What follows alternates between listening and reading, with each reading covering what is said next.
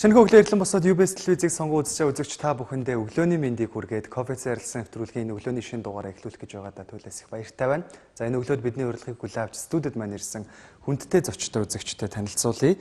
За Солонгосын Сөүлийн үндэсний сургуулийн хүүхдийн уушиг харшлын нарийн мэрэгжлийн эмч, Сөүлийн сургуулийн олон улсын эмчилгээний төвийн дэд захирал ноён Сод Унгийн, за Сөүлийн сургуулийн олон улсын эмчилгээний төвийн Монгол өвчтөн хариуцсан ажилтан Атагтай цэцэг манаар энэ өглөө бидний урилгаар студид маань урилд ирээд байгаамаа. Та хоёртоо өглөөний мэндийг хүргэе. Сайхан амарцгаасан уу? За баярлалаа. Сайхан амарсан.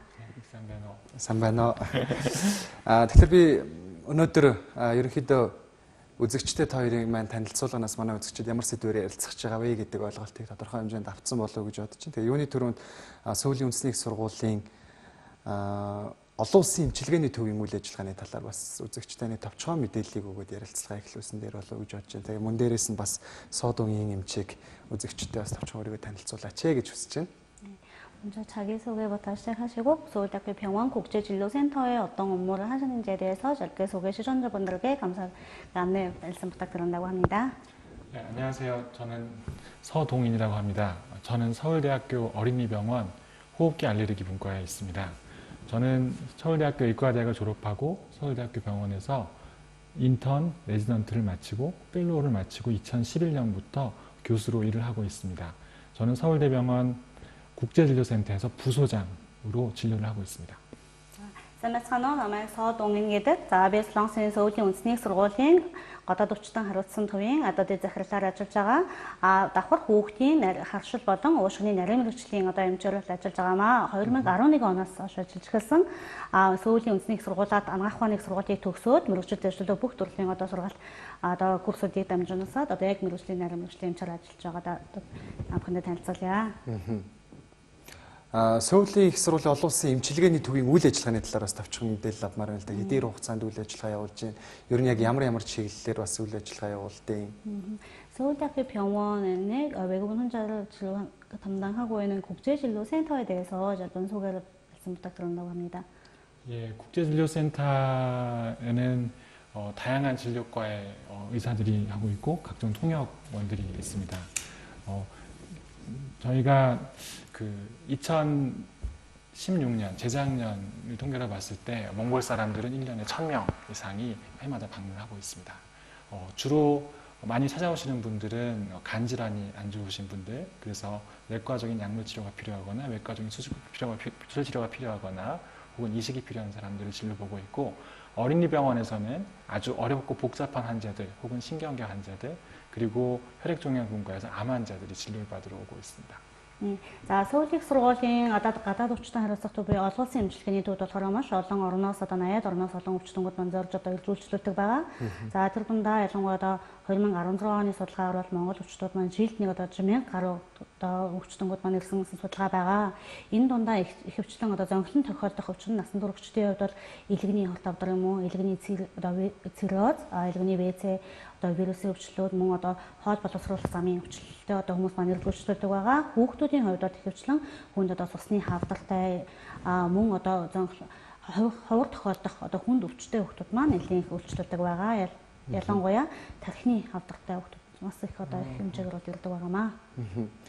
Эмчийн маань хувьд Монголд анх удаа ирж байгаа юу? Ерөнхийдөө энэ удаад бас Монголд ирсэн зорилго нь юу байгаа бол тийм ямар ажиллаар Монгол улсад ажиллаад байгаа юм бол? 서동 교수님 이번에 몽골에 처음 방문하셨는지, 이번에 방문하는 목적이 어떤지, 몽골에 대한 느끼는 소감에 대해서 시청자분들에게 말씀 부탁드립니다.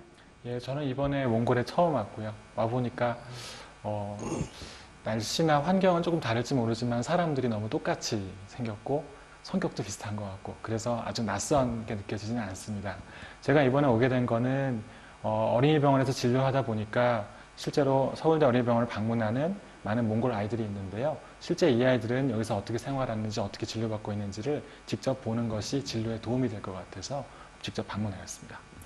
За миний хувьд бол Монгол улсад анх удаа ажиллаж байна. Анх удаа ажилласан монгол хүмүүс маань өөр солонгос хүмүүстэй нүүр царайнууд бол маш адилхан учраас Монголд солонгос нөхд ялгах аргагүй байлаа. Ялангуяа зам чанарын хувьд ч гэсэн маш бурхан мөн ийдэг найрсаг байсан одоо гадаадд ирсэн гэсэн тийм сэтгэл талаар төрөхгүй байна. За Монголд миний айлчилж байгаа энэ удаагийн зорилго маань манай одоо сувилагч сургуулийн эмнэлэгч байгаа маш одоо Монгол өвчтөн хүмүүс маань бол илж үйлчлүүлдэг байгаа. Ялангуяа миний одоо надаас эмчилгээ авдаг хүмүүс ч гэсэн нэлээд байгаа. Тийм учраас үнэхээр Монгол улс маань ямар улс байдгийг тэнд одоо ямар агаар бохирдол ямар хөө байдгийг, орчин ямар байдгийг, ямар дэвлэлийн байдал ямар байдгийг, эмнэлгийн одоо байгууламжууд ямар хөө байдаг гэдэг талаар өөрийн биеэрж үзээд үзэх юм бол тухайн одоо над дээр ирж байгаа үйлчлүүлэгчид илүү одоо үр дүнтэй эмчилгээний арга юм уу, илүү үр дүнтэй зөвлөгөө өгөх болов уу гэдэг үүднээс болохоор энэ одоо өөрөөр хэлбэл айлчилсан байгаа.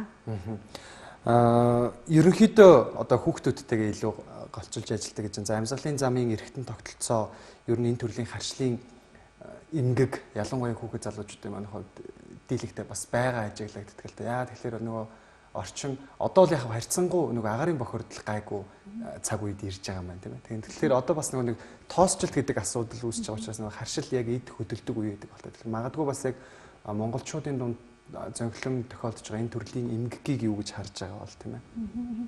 지금 날씨에서 몽골의 날씨가 원래 건조하고 좀 연지도 많고 그래서 지금 그나마 봄이 돼서 날씨가 좋아지고 있긴 하는데 알러지 질환하고 호흡기 질환의 특징성이 뭔지 어떤 증상들이 나타나고 있는지 환경에 따라서 어떻게 적응하면 될지에 대해서 좀 말씀 부탁드린다고 합니다. 예, 상당히 많은 걸 한꺼번에 얘기해야 되는 상황이네요. 예, 몽골의 겨울 날씨는 춥고 건조하고 또 난방을 하기 때문에 매연도 많고 미세먼지도 많다고 들었습니다. 근데 이런 것들이 우리 호흡기의 정상적인 가래 배출이나 나쁜 매연을 밖으로 배출하는 기능을 떨어뜨리게 됩니다. 그래서 저는 사실 어제 도착을 했는데 아침이 되니까 목이 좀 매캐하고 가래도 끓는 것 같고 좀 힘든 증상이 있었습니다. 호흡기 증상은 그렇게 가래 배출이 안 되는 가운데 세균이나 아니면 바이러스 같은 게 침범하면 열이 나기도 하고 기침을 많이 하게 하는 그런 증상을 호소하게 됩니다. Гэхдээ бол уушиг болон амьсгалын замын одоо дээд өрсөлдөгчмүүд болохоор янз бүрийн байдлаар болохоор илэрдэг байгаа. Монголын одоо цагаагаар нөхцөл одоо хуурай шилтэгтэй, тоосонцор ихтэй тийм байдаг гэж бол би сонссон. Өчигдрөөрөө ч гэсэн би бас Монголд айлчлаад өнөө өчигдөр бас гадуур ингээ яваад үзгэл баг зэргийн одоо тоосонцор бас нэлээдгүй байсан. Давхар болохоор уушигны өвчлөл одоо амьсгалын замын өвчлөл болохоор өвчтөнд эхэлж байгаа шинж тэмдгүүд бол тэгээд одоо цэгрэх гарах юм уу, найт таалгах, хамар битүүрэх одоо ийм шинж тэмдгүүд бол нэлээд илбэг болохоор байдаг. Мэдээж болохоор хүн болгонд гаралцсан адилгууд гарч байгаа шинж тэмдгээс шалтгаалаад тухайн биеийн нөхцөл одоо ямар байна вэ гэдэг нь болохоор зэрэг хүн болгонд одоо шинж гарч байгаа шинж тэмдэг гаралцсан адилгүй болохоор байдаг байгаа. 한편 알레르기 질환은 겨울철이 아니라 봄철이나 여름철 이런 때도 숲에 가거나 했을 때 갑자기 콧물도 많이 나고 기침도 하고 눈이 가렵고 하는 증상들을 호소하게 되는데 분명히 감염으로 의심하기는 어려운데 감기 증상으로 나타나는 것이 특징이어서 감기에 잘 걸리고 오래가고 안 낫는다고 하면 꼭 의심해 봐야 합니다. Харин уушигны одоо өвчлөлөө одоо тулгаанаас гадна давхар харшлын шинж тэмдэг бол болохоор уушигны өвчлөлтөөс төстэйгээр илэрдэг байгаа. Ялангуяа нүд захтнах, хамар захтнах юм уу, найт алгах юм уу. Тэгэхэд бол хүмүүс уушиг өвдлөө гэдэг боловч зэрэг маань одоо уушиг биш харшлын талын шинж тэмдгүүд бас байдаг.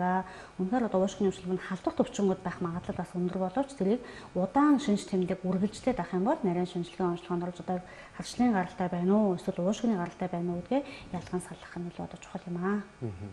Таны хувьд бол одоо яг тус төвийн Монгол өвчтөнд хариуцсан ажилтан гэдгсэн шүү дээ тийм үү. Тэгэхээр магадгүй бас яг нэг үетэйгээ харьцуулахад Солонгос улсыг зорж имчилгээ үйлчилгээ авах хүмүүсийн тоо бас олширсаар байна л да тийм үү. Тэгэхээр магадгүй яг жилдээ ч гэдэг юм уу улиралдаа хэдийхэр Монгол өвчтөн очиж байна тийм үү. Нөгөө төгөр бас яг зорж очиж байгаа шалтгаан нь өвчний шалтгаан нь бас юу гэж харж байна. За миний хувьд болохоор яг сувилагч Солонгост амьдраад 12 жил орчим болж байна. Лагууд одоо мастер бакалаврын боловсрол эзэмшээд яг сувилагч сургуулийнхаа эмнэлэгт бол ажиллаа 6 жил болж байна. Энэ хугацаанд бол жилээс жилд одоо зорон очиж байгаа өвчтөнгүүдийн маань тоо улам нэмэгдэж байгаа. Ялангуяа жилд одоо түрүүн хэлсэнчлэн 1000-аад өвчтөн бол байнга ирж байгаа. За энэ өвчтөд дундаас болохоор зэрэг манайхаас мэдээж одоо амьсгалын замын өвчин одоо ялангуяа хүүхдүүдэд бол маш их ирдэг. Зөвхөн уушиг, уушиг, харшил, түрүүн багшин ч гэсэн эмчийн хэлж байгаа айлхан хүнд өвчлөлүүд одоо Монголд онцлогдохгүй байгаа юм уу те эсвэл эмчилгээ хийгээд үр дүн нь ахтар сайн болоог байгаа ч юм уу те тиймэрхүү эсвэл яг үнээр өөрсдөө гадаадд очиж одоо хар орнд очиж илүү одоо эмчилгээ сайн авмаар байна гэсэн хүмүүс ч гэсэн их хэмжээгээр бол ирж байгаа. Голчлон нэг одоо харамсалтай зүйл нь болохоор нэлээд одоо хүндэлсэн үед нь маш их хэрэгдэг байгаа. Жишээлх юм бол одоо хавдрын өвчлөлүүд ялангуяа илгэний хавдар, ходоодны хавдар, тархины хавдар өндөр бол бүр 3-4 үе шатанд нь болсон тий. Хэдий одоо өндөр төлбөртэй зараад чиний сайн газар утсан ч эмчилгээ хийгээд үр дүн гарах магадлал бага. Тийм үед нь ирж байгаад болохоор бас одоо Монгол хүний бас харамсаж байгаа. Мэдээж шинжилгээ онцлогоо эмчилгээг бол бүрэн төгс авч байгаа ч гэсэн эмчилгээний үр дүн маань болохоор зарим хүмүүсийн хувьд бол айхтар сайн одоо сэтгэл ханамжийн сэтгэл одоо хүйц бус одоо гарч чадахгүй байх тохиолдол бас илбэг байдаг. Тийм болохоор Монгол хүмүүс дандаа эрт онцлогоо эмчилгээ байнгын эрүүл мэндийн хяналттай байгаасай. Мэдээж Монгол өчнөө маш олон сайн эмнэлгүүчин сайн эрүүл мэндийн байгууллагууд маань маш их байгаа. Тийм учраас эрүүл мэндийн бас анхаарал сайн тавиасай гэж хүсэж байна. Яг үнэлтээ одоо жишээ нь манай монголчууд жоохон хойрог талдаа ард түмэн өвдснийхоо дараа эмнэлгийн байгууллага байдаг гэдгийг сандаг. Бид нөгөө өвдөхөөсөө өмнө урьдчилан сэргийлж ямар нэг үзлэг онцлогоо хийлгэх гэдэг зүйлийг бол тэр болгоо мэдээгүй. Тэгэхээр энэ сүүлдээ магадгүй өөрт нь бас нөгөө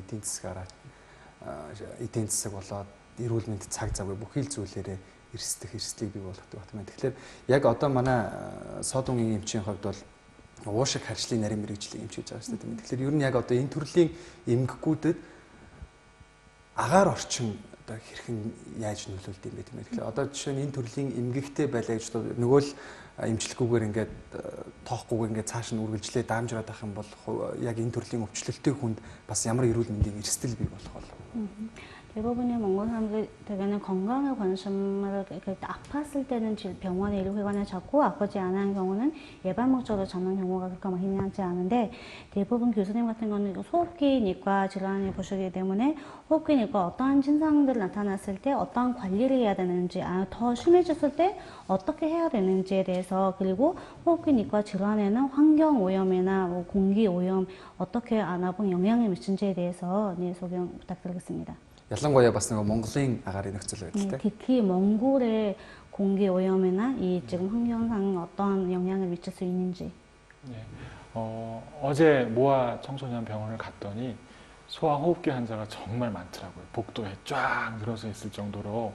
그래서 어린 아이들이 특히나 매연이나 혹은 미세먼지 혹은 추운 날씨 이런 것 때 호흡기가 많이 힘들구나라는 생각을 했습니다.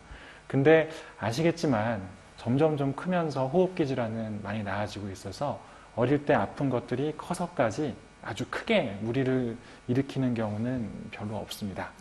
За өчигдөр бид нар одоо эхнэлсэн эрдэм шинжилгээний төвийн бас тэ уушгины факультетаар ажиллан хамтран одоо мэрэгжил солилцох одоо тийм оролцолтод оролцсон байгаа. За тэгээд давхар уушгины одоо эмчилгээний төвөд тасгуудаар уушгаад уушгины өвчлөлөөр тэ амьсгалын зам эрхтний өвчлөлөөр маш олон хүүхдүүд одоо үзлэг онцлогоо шинжилгээ хийлгэх гээд хүлээж байгаа, эмнэлэгт хэвтэж байгаа, эмчилгээ үйлчлэг авч байгаа хүүхдүүдийг бол харсан. Үнэхээр одоо нэг коридороор бол маш их хэмжээтэй бол хүүхдүүд маань байсан. Мэдээж яг бас Монголын уран амьсгалын бол хуурай, дөрөв хэлсэн, тоосон цар ихтэй, утаа дуртаг ихтэй байдаг. Тэгээ энэ өвчлөлт маань бага насны хүүхэд байх тусмаа илүү одоо гадны ям бактери одоо энэ тоосон цогт өртөнх магадлал энгийн одоо насан туршидтыг бодвол илбэг байдаг. Тийм учраас илбэг мөн эмчилгээ одоо өвчин туссан ч гэсэн эдгэрэх магадлал мөн одоо явцын хувьд болохоор зөв хурдан одоо даамжлах магадлал өндөр байдаг. Гэхдээ нэг одоо санд эмчилгээгээ сайн хийх юм бол насан турш оноо уушиг багаар одоо олоо даатгал авч ясан ч уушигны өвчлөлөөр өвдөжсэн ингээд насан турш оноо заавал өвдөн гэсэн юм бол одоо байдаггүй. Тийм болохоор их эмчилгээ хийлгэл илүү зүгээр байсан. За дахиж үргэлжлүүлэх гэж байна. 그래서 호흡기 질환 치료는 보통은 그 당시의 증상, 기침, 가래, 콧물을 해결하는 약 가지고는 충분합니다. 근데 어떤 아이들은 너무 자주 아프고 한 번 아프면 오래 가고 심하게 아파서 병원을 왔다 갔다 해야 되는 일이 반복되는 아이들이 있는데 그런 아이들의 경우에 다양한 검사가 필요합니다. 힘들 때야 산소를 주고 넘어가겠지만 산소가 필요한 일이 반복되고 그렇다고 하면 아주 정밀 검사를 해서 혹시 그 알레르기 질환을 놓치고 있는 건 아닌지, 알레르기 때문에 호흡기 질환이 더 나빠지는 문제가 되는 건 아닌지, 두 번째는 심한 호흡기 감염으로 인해서 폐에 어떤 합병증이 와서 그런 것은 아닌지에 대해서 한 번 더 점검을 해볼 필요가 있습니다. 몽고의 경우에 그 춥고 건조하고 바람이 많이 부는 환경이 아이 호흡기에는 그렇게 좋은 영향을 주는 것 같지는 않습니다. 네. 자, өвчлөн болохоор уушгины одоо өвчлөлтэй тохиолдолд болохоор маш олон төрлийн шинж тэмдгүүд илэрдэг байгаа түрүүн хэлсэнчлэн тэгэхээр энэ шинж тэмдгийг үнэхээр одоо хугацтмал үед нь шинж тэмдэг илэрх үед нь яаралтай арга хэмжээ аваад шинж тэмдгийн эмчилгээ хийвэл хацсангүй ихэнх тохиолдолд бол гайгүй байдаг. Гэтэл зарим хүмүүсийн тийм эмчилгээ хийсэн ч гэсэн тухайн одоо өвдөлтөнд байнга давтамжтай ойр ойрхон хугацааны хувьд бол богиносоод байх талууд байдаг.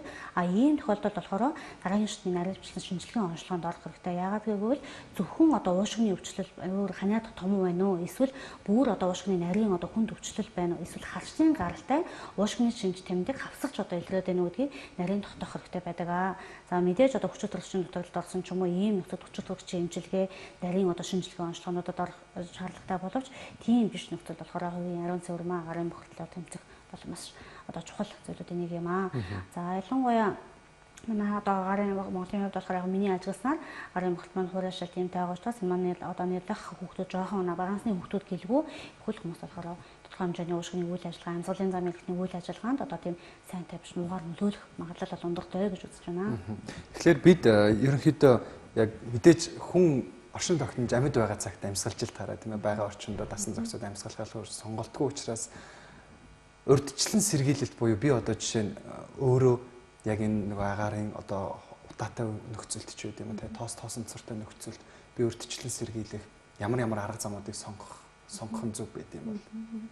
사람들이 그러면 살아있는 동안에 숨을 안 쉴 수밖에 없으니까 이런 환경에서 어떻게 하면 좀 예방할 수 이런 호흡기 질환이나 알러지 질환을 예방할 수 있는지 이 환경을 어떻게 관리를 해야 되는지에 대해서 조금 안내 말씀 부탁드리겠습니다. 예, 사람이 숨을 안 쉬고 살 수는 없지만 조금 더 깨끗한 공기를 만들려는 노력은 필요합니다. 그런 점에서 이제 대한민국 같은 경우에는 공기질 관리를 하고 있는데 이게 만약 어렵다고 하면 개인적 차원에서 방어도구인 마스크를 잘 쓰는 게 필요합니다. 실제로 미세먼지가 많거나 혹은 매연이 많은 날은 되도록이면 안 나가는 게 필요합니다.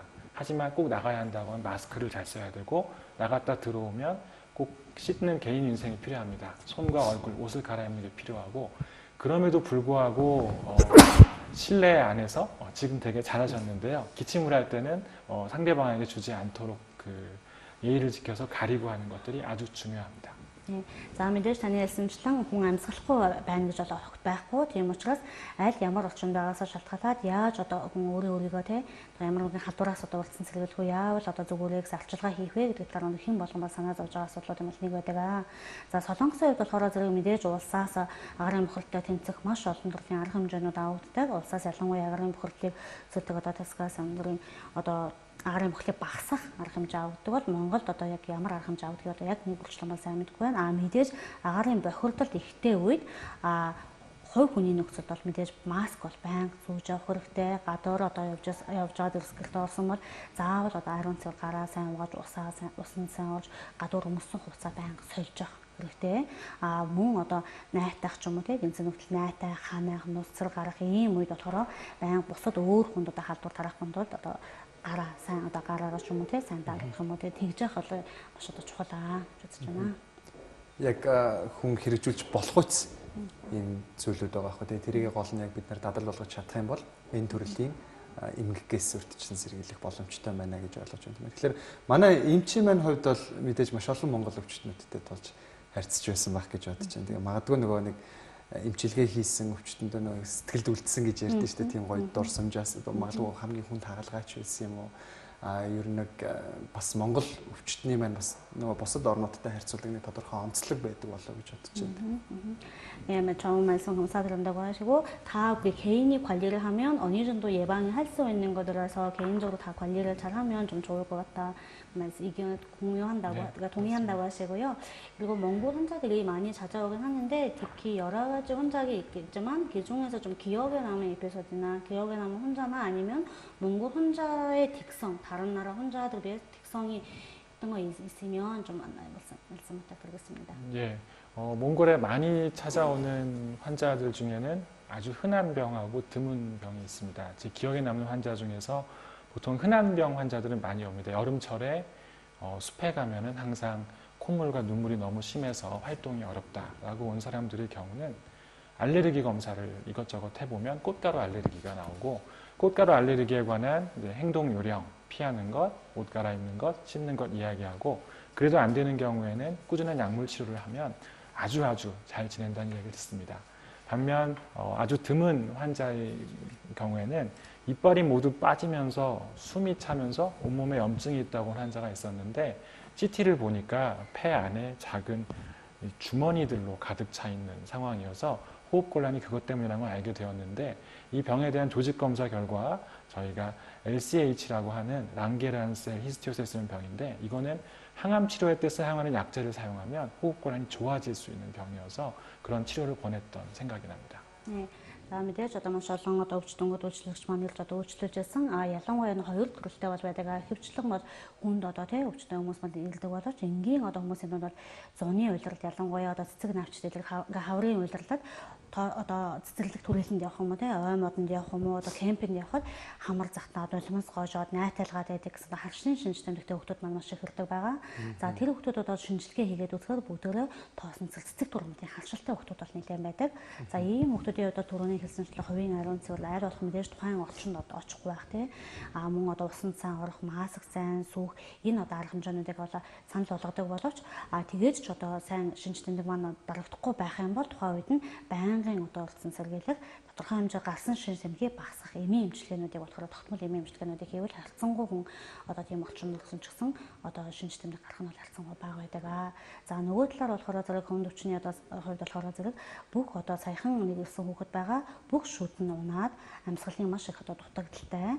Тэгээд бүх биеэр нь одоо өрөвсөл тархсан хүүхэд байсан. Энэ хүүхэд маань болохоор Монгол хийсэн одоо компьютер томографийн шинжилгээг хараад үзэхэд бүх уушгинд нь битүү одоо уутанцар уйлан хаанууд болохоор үүссэн тийм хүүхэд байсан. Тийм учраас тэрнээсээ бодоод амьсгалын одоо амьсгалаа бүрэн авч чадахгүй амьсгалын дутагдaltaй байсан.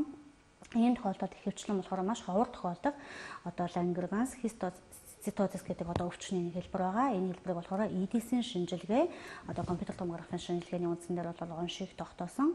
За ийм тохиолдолд химийн тараа эмчилгээ болохоор эмийн дараагийн эмчилгээг сайн хийх юм бол тодорхой шинж тэмдэг болон өвчний болохоор явцыг одоо багасгах магадлал болохоор зэрэг өндөр байдаг. Энэ өвчтөн маань мэдээж сайхан ирсэн учраас одоо сэтгэл одоо хамгийн одоо ойрхон байгаа өвчний хэлбэр юм байна. 그리고 몽골 환자의 특성은 다른 여러 나라에서 한국에 오게 되는데 원래 어머님들, 아버님들이 원래 좀 많이 날카롭고 좀 공격적인 분들이 많으신데 몽골 분들은 상당히 한국 의료진을 존중하고 한국인의 치료에 잘 따라주는 경향이 있어서 저희가 더 고맙다고 말하는 정도입니다. За давхар Монгол мэдээж маш олон одоо орны хүмүүстэй эмчилгээ үйлчилгээ авах гээд ирдэг байгаа. Тэр дундаа Монгол одоо өвчнүүдийн хувьд жишээлбэл одоо ялангуяа биений хувьд хүүхэд үздэг учраас хүүхдүүдийн эцэг эхчүүд маань хамт ирдэг байгаа. Тэгэхэд бусад орны хүмүүсийн ялцуудахад дэндүү одоо эмч одоо эмчийн хэлсийг сайн дагахгүй байх ч юм уу тий эмчээс зэрэгцэх юм эмчилгээг сайн одоо гүйцэд биелүүлэхгүй байх ч юм уу иймэрхүү талуудад их байдаг. Гэтэл бол Монгол хүмүүс маань маш одоо эмч нартай хүндэтгэлтэй харьцдаг эмчийн одоо заавар зөвлөгөөг маш сайн дагаж хийдэг. Сонсдог тэрний бол бас эмчилгээ маань ч гэсэн их үр дүнтэй болоод бид нар харин илүү их одоо ингэж баяртай байдаг. Тийм одоо бусад орны хүмүүсээс ялгахтай тал одоо сайн талууд маш их байдаг. Яг одоо манай студид маань Сөүлийн их сургуулийн олон улсын эмчилгээний төвийн хүүхдийн уушиг харшлын эмч маань бас яг нөгөө төлөөлөл болоод ирсэн байгаа учраас энэ тал руугаа илүүтэйгээр яриануудыг үзэгчдэд хүргэж байгаа. За нөгөө төвөр бас яг Сөүлийн үндэсний сургуулийн энэ олон улсын эмчилгээний төв маань ямар чиглэлээр бас эмчилгээ үйлчилгээг үзүүлдэг юм бол тийм ээ. За Солонгос улсыг бол эмнэлгийн эрүүл мэндийн салбараараа тэргүүлэх улсуудын нэг гэдэгтээ бол хинж маргахгүй бах. Тэгээ тэр ч утгаараа Солонгос улсыг зорж очиж эмчлүүлэх монгол хүмүүс бас тэр хэрээрээ их байдаг. Мэдээж яг Солонгостой зориод очих юм бол маш олон төрлийн эмнэлгийн сонголтууд байгаа шүү дээ тийм ээ. Тэгэхээр яг танай төвийн хувьд тэдгээр эмнэлгүүдээсээ бас онцлог давуу талууд нь юу байдаг бол? 자, 서울대학교 병원 그리고 한국의 의료에 대해서 세계적으로 다 아주 잘하고 신뢰도 높고 있고 잘하는 건 다 알고 있고 그렇기 때문에 몽골 환자들도 한국으로 이런 목적으로 많이 방문한다고 하고요. 그리고 몽골 환자들이 물론 서울대학교 병원 말고 또 여러 다양한 의료기관들이 있기 때문에 그중에서 서울대학교 병원, 특히 서울대학교 어린이병원의 장점 문제에 대해서 저희가 소개 부탁드리겠습니다. 대한민국의 의료 수준은 세계 최고 수준입니다. 실제로 미국이나 유럽에 있는 여러 나라들하고 비교했을 때 치료 성적이나 진료 규모나 예후에 있어서 저희가 절대 뒤지지 않습니다. 서울대학교 병원은 그 중에서도 이제 국가중앙병원으로서 가장 해결이 안 되는 복잡하고 어려운 환자들을 보고 있습니다. 그래서 저희도 이제 여기 모아병원만큼의 규모의 병원을 가지고 있지만 전문가들이 조금 더 전문 실력이 많고 협조가 잘 되기 때문에 여기 몽고에서 하기 어려운 각종 이제 복잡하고 어려운 치료들 전 세계 어딘가에 할 수 있는 건 다 우리가 하고 있습니다. 예를 들자면 심장 수술, 그 다음에 에크모라고 하는 체외 순환막을 거는 그런 조치들, 그리고 CRRT라고 하는 콩팥 투석하는 것들, 그 다음 이식, 암 치료, 뭐 유전자 질환, 뭐 인공화학 수술 등등 아주 어렵고 복잡한 그런 문제들을 가진 사람들의 치료를 우리가 조금 더 잘하고 그런 환자들에 대한 어려운 점을 저희가 잘 이해하고 해결하고 있습니다. 최근에는 저희 아주 희귀한 질환에 대해서 유전자 진단하는 기술을 도입을 해서 저희가 진단 오픈 아이들에 대해서 유전자 진단을 해서 진단을 붙여주고 나중에 둘째 아이를 낳을 때 어떻게 할 것인에 대한 유전 상담까지도 진행을 하고 있습니다. За мэдээж олон эмнэлэг байдаг. Тэгээ энэ дундаа болохоор сүүлийн сургуулийн эмнэлэг маань болохоор Солонгостой бол нэлийн одоо эмчилгээний үр дүн одоо үр дүн одоо их судалгаа шинжилгээ эрдэм шинжилгээний ажлаар бас Солонгостой төдийгүй дэлхийд бас тодорхой хэмжээний өндөр байр суурь эзэлдэг байгаа. Тийм учраас хүмүүс ч гэсэн маш их зорчилдог байгаа. Солонгосын эмнэлэг дундаа болохоор сүүлийн сургууль маань улсын хэмжээний нэгдсэн одоо том эмнэлэг байгаа. Хамгийн одоо бүхэл одоо Солонгосын эмнэлгүүдэд одоо боломжгүй байгаа гэсэн одоо хамгийн хүнд оншин бүрэн тодорхойлогдохгүй байгаа хамгийн одоо олон төрлийн эмчилгээ цогц эмчилгээ шаардлагатай тийм одоо тохиолдлууд болохоор маш их ирдэг. Гадаадаас ч мөн ялгаагүй энэ тохиолдлууд ирдэг байгаа.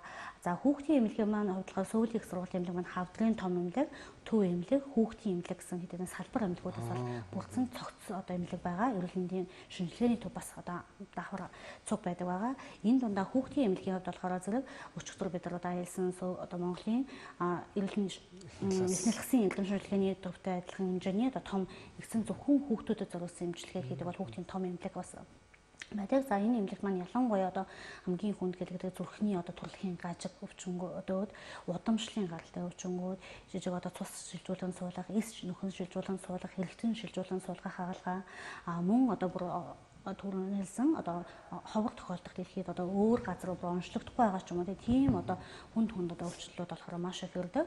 Мөн одоо хиймэл чихний дум суулгах хаалгаач байдаг. Ийм эмчтэн одоо эмчилгээнүүдийг бол дэлхийд төдийгүй Солонгосд хамгийн одоо мундаг шилдгээр болохоор хийдэг тийм шилдэг одоо статистикийн үзүүлэлтийн одоо үр дүнгууд маань нур гарсан байгаа.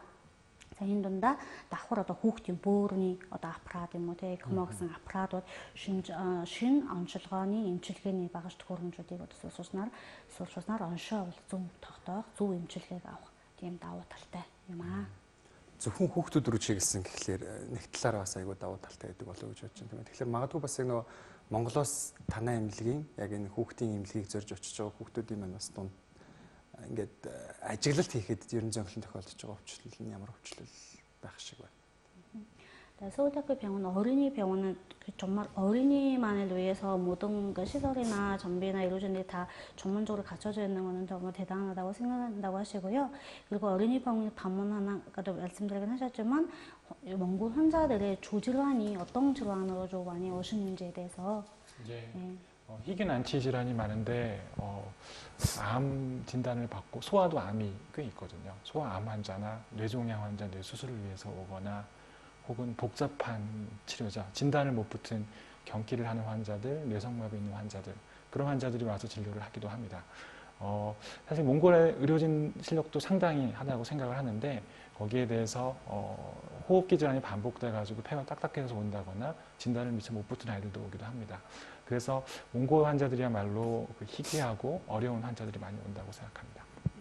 За дөрвөн шинжилгээ одоо яг хүүхдийн зах зээл маань бүх одоо эмчилгээ, үйлчилгээ, шинжилгээ бүгд бол зөвхөн хүүхдүүдэд зориулагдсан нарийн мэргэжлийн бол эмч үйлчилгээ ажилтнуудаар болохоор өгсөн байдаг. За Монгол хүмүүсийн маань хувьд болохоор хүүхдүүдийн маань хувьд ялгаагүй түрүүн хэлсэнчлэг хүнд өвчтэй, ихэвчлэн одоо онцлогдохгүй байгаа, эмчилгээ хийж гэсэн үр дүн сайн үзэж чадахгүй байгаа. Тийм хүүхдүүд маань маш их ирдэг байгаа. Зүрхний өвчин, бөөрийн өвчин, одоо уушигны хүндрэл, уушигны одоо зэрлээс хатууралтай өвчин өдөнгүүд маш ирдэг байгаа. За түрүүн би бас орчуулган дээр бас нэг юм дутагдуулсан байна. Удамшлын төрөлхийн хүүхдийн удамшлын өвчтнүүдийг бас үздэг. Тархины саажилт өвчтнүүдийг болохоор маш их хэлж үзүүлдэг байгаа. За удамшлын өвчнүүд болохоор зэрэг шинэ оншилгоо амжилгааны зөвлөх сургуулийн дэлхийд анх онцлогооны шинжилгээ программыг нэвтрүүлсэн байгаа. Энэ маань залуу гэр бүл байх юм бол эхний хүүхэд маань ээж аав нь хоёулаа ирээд байх юм бол эхний хүүхэд маань бага зэргийн асуудалтай төрсөн эрүүл мэндийн асуудалтай төрсөн. Гэтэл хоёр дахь хүүхдээ гэр бүл төлөвлөх гээд байхад ахаад хоёр дахь хүүхэд маань янз бүрийн асуудалтай болчихлоо гэж мэдээж залуу гэр бүлүүд санаа зовх болно. Тэгэхээр ийм тохиолдолд шинжилгээгээр үнэхээр ямар нэгэн удамшлын төрлийн гаж өвчин байна уу? Энэ маань удамших магадлал өндөр байна уу? Яг ямар төрлийн өвчин байна вэ гэдгийг онцлох шинэ програмыг бол бас нэвтрүүлсэн байгаа. Ерөнхийдөө бол яг нөгөө хүүхэд рүү чиглэсэн гэдэг утгаараа бол мэдээж бас үйлчилгээ нь Солонгос улстай бол яг энэ чиглэлээр бол тэргүүлж байгаа болов уу гэж бодож байна. За нөгөөтэйгөр би бас яг таныг үзэгчтэй танилцуулахдаа тус төвийн олон улсын Монгол дахь юг хариуцсан ажилтан гэж танилцуулсан тийм ээ. Тэгэхээр магадгүй бас яг нэг улсуудаа хариуцсан ийм үйл ажиллагаа явуулаад байх шиг байна л да. Тэгэхээр олон улсын төвийн үйл ажиллагааны талаар бас бяцхан мэдээлэл үзэгчтэй өргөл хичнээн улс оронтой бас яг ийм хамтын ажиллагаатай ажилтсан юм байна. Зөвлөх сургуулийн эмнэлэг дотроо мэдээж гадаадаас маш их өвчтнүүд үзүүлдэг учраас тэр дотроо олон улсын эмчилгээний төв гэж байдаг. Энэ маань зөвхөн гадаад өвчтөн хариуцсан алба байгаа. За энд бол 80-аад улс орны өвчтөнүүд болохоор жилдээ үйлчлүүлдэг. За тэр дундаа дөрвөлсөн монгол хүмүүс маань маш их ирдэг. Тийм учраас улс болны өөр нэгэн хариуцсан ажилтнуудтай байдаг. За Монголын хувьд болохоор үндсэн хоёр ажилтан Монголын эрүүл мэндийн мэрэгжлийн орчуулагч гэдэг 5 орчуулагч гэсэн нийт 7 хүний бүрэлдэхүүнтэй ажиллаж байдаг. За энэ хүмүүс маань үндсэн ажилтан би манай Эрдэнэ сувд гэдэг бас ажилтан байдаг. Бүх ирж байгаа үйлчлэгчдийн эмчилгээний үйлчлэгийн захиалга, шинжилгээ, оншилгоо бүхэл боломжтой хурдан цаг хаалгааны цаг зав авах энэ бүх үйлчлэгийг болохоор хийгээд манай орчуулагч нар болохоор эмнэлгийн бүрэн эрүүл мэндийн орчуулгыг хийдэг байгаа. За давхар Япон, Хятад, Америк болон Араб бүхэл орны орчуулагч ажилтан зохицуулагч нар болохоор зэрэг ажиллаж байдаг. Тэр холоос бид зорж ирсэн хүмүүсийг богино хугацаанд бүхэл шинжилгээ онцлогоо бүрэн төгс хийх зорилгоор хүмүүс туслаж байдаг. За мөн гадаад очтой олон улсын эмчилгээний төвд маань мэрэгжлийн эмч нар маань хэлж үзлэг шинжилгээнүүд амбулаторийн үзлэг шинжилгээ хийн. Амбулаторийн үзлэгээс ахаад хэм твтэн эмчлүүлэх зайлшгүй шаардлагатай хаалгаанд орох шаардлагатай байх юм бол дараагийн шатны эмнэлэг рүү шилжүүлээд хаалгаанд хийх тийм хэмжээнүүд авдаг. Мөн шинжилгээ онцлогоо богино хугацаанд хийх боломжтой. Тэгэхээр мэрэгжлийн орчуулагч, ажилтан, сувилагч эмч нар бол бага бүрэлдэхүүн болж ажилладаг байгаа.